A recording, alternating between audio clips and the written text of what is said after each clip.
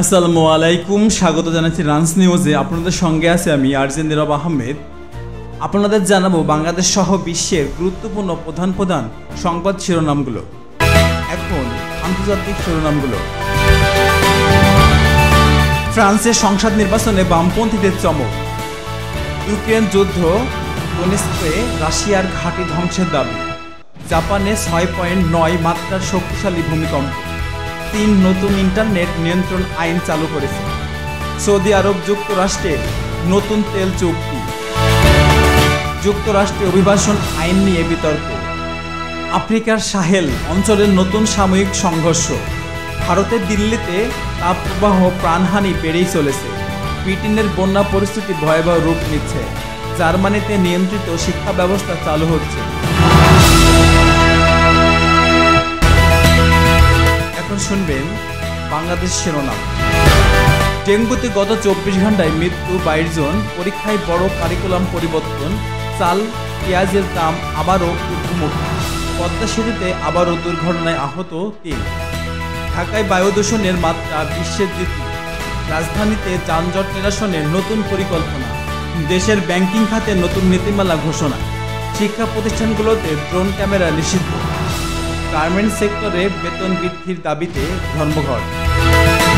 বাংলা ভাষার মান উন্নয়নে জাতীয় কর্মশালা অনুষ্ঠিত। এখন বিস্তারিত।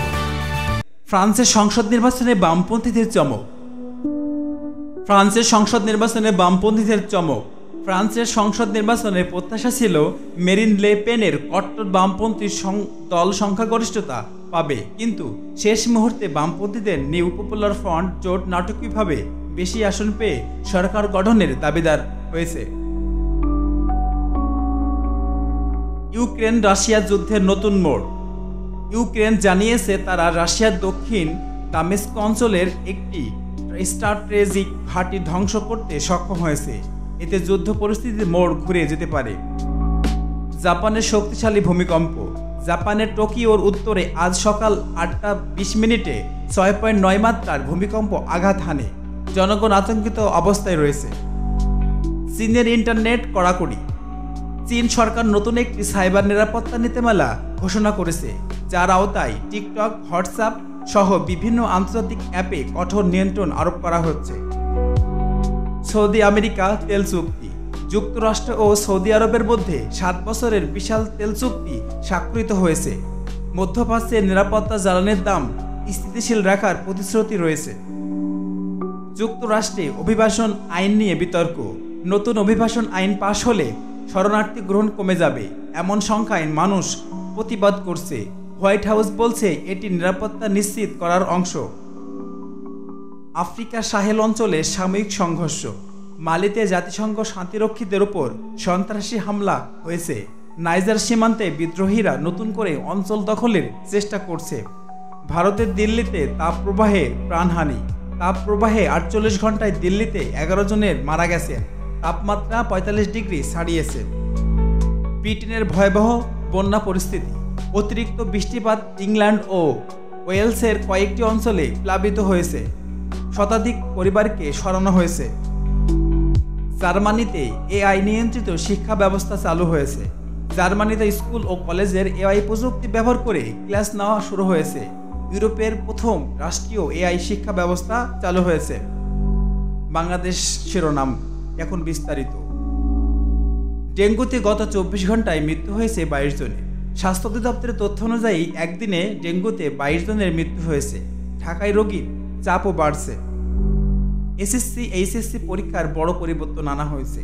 2026 সাল থেকে পাবলিক পরীক্ষা হবে সৃজনশীল এবং এমসিকিউ মিলিয়ে, তবে পাঠ্য বইয়ের নতুন সংযোজন করা হয়েছে। চাল, পেঁয়াজের দাম বৃদ্ধি পেয়েছে। রাজধানী সহ দেশে চাল ও পেঁয়াজের দাম বেড়েই চলেছে।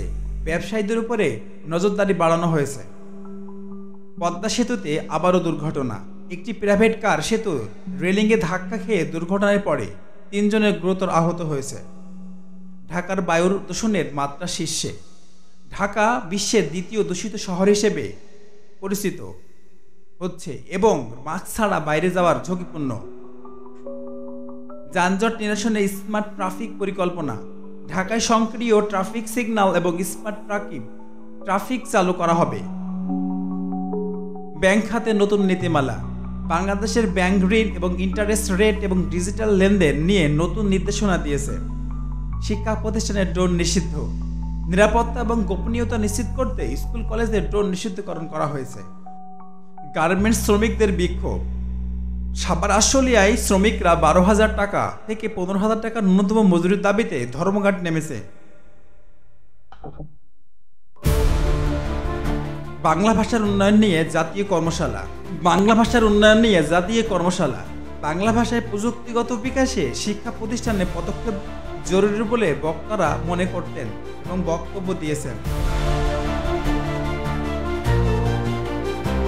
আপনারা দেখছেন রান্স নিউজ। আমি আরজি নীরব আহমেদ আপনাদের সাথে আছি। আমরা আছি সত্যের সঙ্গে, আপনারা আছেন আমার পাশে। সবসময় আপডেট থাকতে সাবস্ক্রাইব করুন চ্যানেলটি। আবারও দেখা হবে আগামী পর্বে। ততক্ষণ পর্যন্ত ভালো থাকুন, সুস্থ থাকুন। আল্লাহ।